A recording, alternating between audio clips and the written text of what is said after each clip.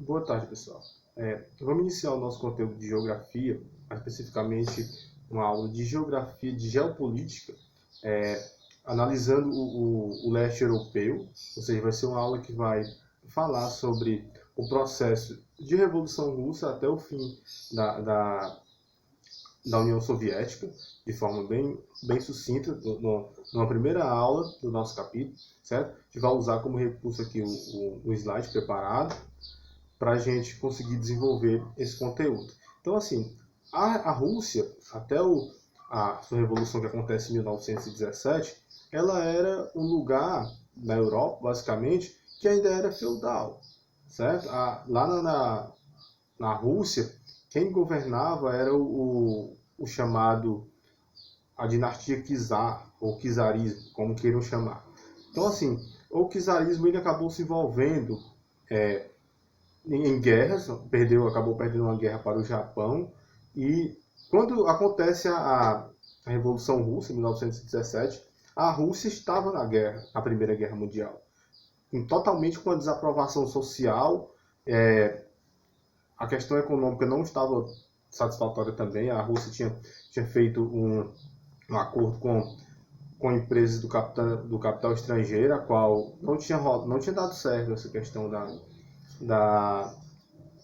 desse capital estrangeiro, os trabalhadores estavam insatisfeitos com a condição social do país e com as condições de trabalho. Então, com isso, foi um cenário perfeito para a união desses trabalhadores já na indústria e começar a colocar em prática processos revolucionários, aí que teve como o seu maior expoente aqui o Lenin, Vladimir Lenin. Né? Então, esse processo de consolidação da Revolução Russa se dá pelo primeiro processo pelo governo provisório. Ele derruba o czar e vai o governo provisório, que é mais ou menos os mencheviques, que quer dizer minorias, e bolcheviques, a maioria, e bolchevique é o partido do Lenin. Com esse processo dos mencheviques e bolcheviques, passam pelo bom tempo, ali até que os bolcheviques, o partido do Lenin, passa para ganha o poder, se consolida no poder.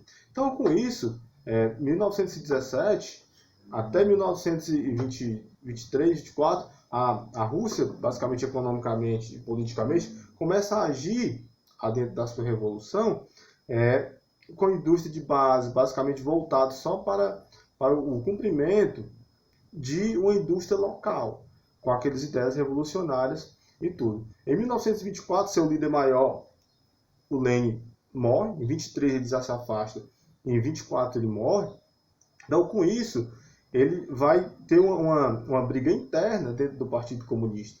Uma briga aí mais ou menos encabeçada pelo Stalin, né? O stalinismo, que é quem basicamente saiu vencedor. O Stalin é quem vai se consolidar aí na União Soviética, na formulação da União Soviética. E o Trotsky, Leon Trotsky, que era um outro revolucionário, que eles defendiam coisa diferente.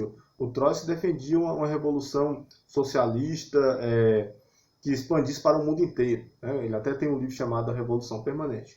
E o Lenin, não, o Stalin vai basicamente defender a ideia de uma revolução interna. Primeiro, fortalecer. Ele acaba com os ideais lá socialistas e vai tentar implantar a sua revolução interna, ou seja, uma revolução que acontece basicamente dentro da Rússia, dentro da União Soviética, tentar fortalecer o próprio bloco. Com isso ele vai investir em armas, em indústria de base e nada em bens de consumo ou coisa do tipo, que para ele não era viável. Então, com isso, Stalin implanta basicamente uma ditadura. Só para lembrar que o escolhido, a gente vai saber isso depois que Stalin morre, que o escolhido para tocar a revolução para frente pelo Lenin basicamente vai ser o Trotsky. Só que o Stalin consegue esconder isso tudo e implanta uma ditadura na União Soviética. Então todo o processo até 1953, que é quando o Stalin morre, é governada por ele. A mão de ferro, com muitas perseguições, vira basicamente realmente uma ditadura.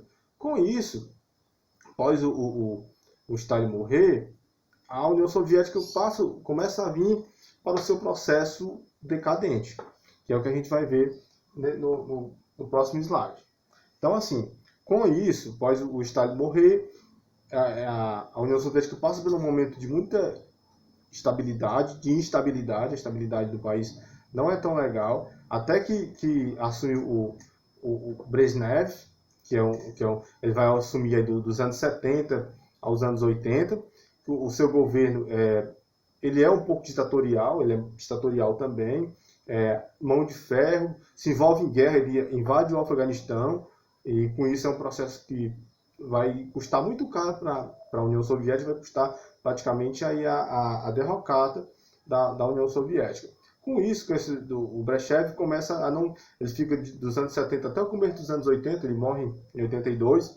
Com isso, depois disso, assume aqui o Mikhail Gorbachev. Então, o Gorbachev ele vai fazer o quê? Ele vai implantar uma abertura da União Soviética. Com o Gorbachev, ele vai, basicamente, aplicar dois planos. O plano da Perestroika, que é um plano de ação basicamente ligando a ideia de restauração da União Soviética, restauração econômica, restauração política, e a Glasnost, que é a abertura, ou seja, restauração e abertura, que é a abertura da economia. Mas essa abertura da economia, que era o quê? Ele se aproxima com a União Europeia, se aproxima dos Estados Unidos e abre, de certa forma, a União Soviética. Isso, para o mundo, foi muito interessante, muito legal para o resto do mundo. Mas uma ação dentro da União Soviética não foi bem visto. Esse processo dentro da própria União Soviética não foi algo de encher os olhos. Então, dentro da União Soviética não foi bem visto a política do Gorbachev. Diplomaticamente ele foi muito bom, ele era um cara jovem, fez as reformas, formou várias alianças, o controle de armas, fiz controle de armas com os Estados Unidos, planos para controle de armas nucleares, tudo isso foi feito aí pelo Gorbachev. Então ele sai aí já nos anos 90, ele renuncia aí em 91 para 92, e com isso a própria União Soviética sofre golpes, volta para um sistema mais radical, mais conservador, e com isso começa a acontecer a ruptura da União Soviética. Basicamente aí em 88, com a independência da Ucrânia. A Ucrânia, dentro de todos os países, aqui dentro da geopolítica da União Soviética, a Ucrânia é um dos países mais importantes. E a Ucrânia, ela proclama sua independência, né, aí da Rússia. A Rússia depois sai, e esse processo fica meio que assim, a União Soviética não tem como permanecer sem a Ucrânia. Então a Ucrânia é quem começa a dar o pontapé para o fim da União Soviética. A partir da independência da Ucrânia, se proclama aí em 24 de agosto, mas só no referendo no final do ano, dezembro, é que vai realmente se proclamar a independência da Ucrânia, de forma mais coisa. Com isso, o bloco socialista, a União Soviética, começa a caminhar para o seu fim. Com isso, acontece, mas como era uma união de muito tempo, acontece que o slide não vai dar para ver direito, que é a CEI, as Comunidades dos Estados Independentes, que junta aí 12 países, Rússia, Armênia, Azerbaijão, esses países, a qual eles vão fortalecer ainda esse sistema da União Soviética, e alguns países ali do Báltico também, que foram anexados depois da final da Segunda Guerra Mundial, também vão fazer parte desse processo do desmembramento da União Soviética, mas mantendo um bloco forte ali, que é o bloco aí do CEI, das Comunidades de Estado Independentes, que é um bloco econômico para fortalecer a região, porque muitos países desses até hoje não fazem parte da União Europeia, né?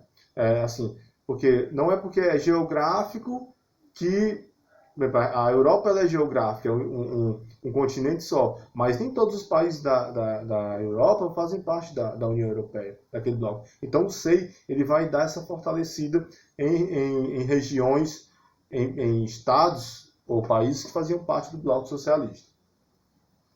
uma permanência aqui do período da União Soviética, e aqui outra união, a União Econômica da Eurásia, que é uma união econômica que vai basicamente fazer com essa união, esse fortalecimento econômico da região.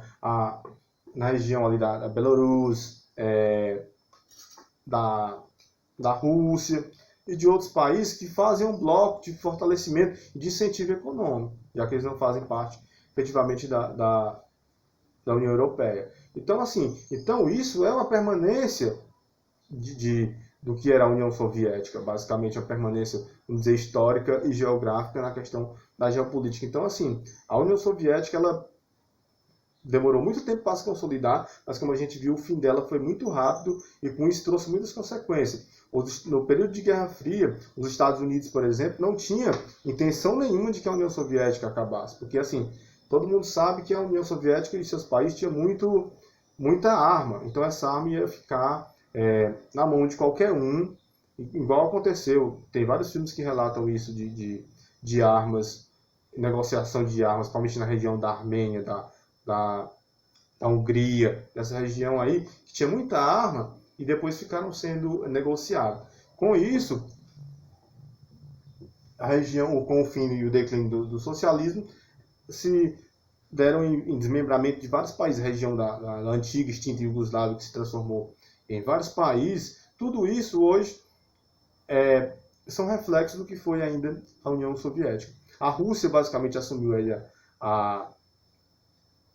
vamos dizer assim, o legado do que era a União Soviética e continuou. Então, ainda hoje, dentro daquele espaço geográfico da Europa, a União Soviética ainda ocupa o seu espaço pelos seus países a qual ele pertenceu. Então, para essa aula, primeira aula de introdução do nosso capítulo sobre a União Soviética, a Revolução Russa e o fim da União Soviética, era isso.